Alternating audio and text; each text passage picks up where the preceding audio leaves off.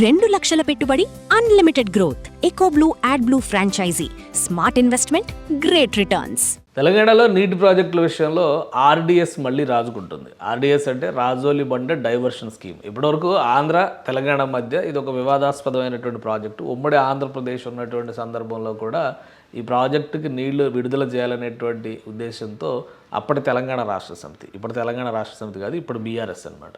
So అప్పుడు తెలంగాణ రాష్ట్ర సమితి అనేక ఆందోళన చేసింది. రాజశేఖర రెడ్డి గారి గవర్నమెంట్ టైంలో కూడా ఈ ఇష్యూ మహబూబ్ నగర్, కర్నూలు జిల్లా మధ్య వివాదాస్పద అంశమైంది. ఇప్పుడు మరోసారి అదే అంశం తెలంగాణలో రాజుకుంటుంది. దీనికి ఒక ఫినిషింగ్ టచ్ లాగా సీఎం రేవంత్ రెడ్డి ఒక స్టేట్మెంట్ ఇచ్చారు. తుంగభద్ర జలాలకి సంబంధించినటువంటి నికర జలాల వినియోగంలో తెలంగాణ వాటా మిగతా రాష్ట్రాల విషయంలో జరుగుతున్నటువంటి అన్యాయాన్ని అరికట్టడానికి కేంద్రం జోక్యం చేసుకోవాలని కోరుతున్నారు. వాస్తవానికి తుంగభద్ర డ్యామ్కి సంబంధించినటువంటి గేట్లు కొట్టుకుపోయినాయి. మొత్తం డ్యామ్ రీస్ట్రక్చర్ చేశారు. అంటే గేట్లన్నీ కూడా రీడిజైన్ చేసుకుని మళ్ళీ కొత్త గేట్లు బిగించారు.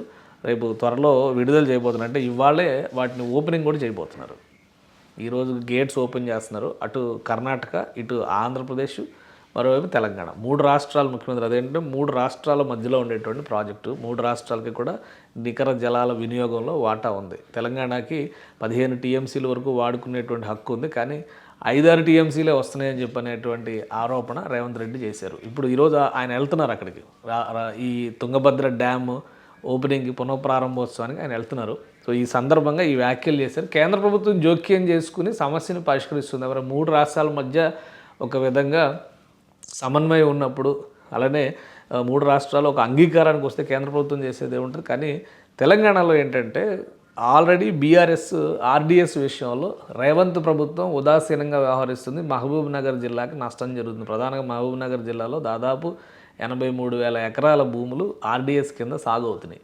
సో వీటికి నీళ్లు ఇవ్వకపోవడం వల్ల ఈ మొత్తం ఎండిపోతున్నాయని బీఆర్ఎస్ గ్రౌండ్ లెవెల్లో, ఫీల్డ్ లెవెల్కి వెళ్ళి మరీ ఆందోళన చేసింది.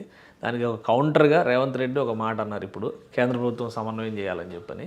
అలానే ఈరోజు ఆయన తుంగభద్ర డ్యామ్ దగ్గరికి వెళ్తున్నారు. అక్కడ 3 రాష్ట్రాల ముఖ్యమంత్రులు కూడా కూర్చునే అవకాశం ఉంది. అక్కడే సమస్యకు పరిష్కారం దొరికితే కనుక సామరస్యపూర్వకంగా ఈ అంశానికి ఒక ముగింపు ఇచ్చినట్టు చూడొచ్చు మనం.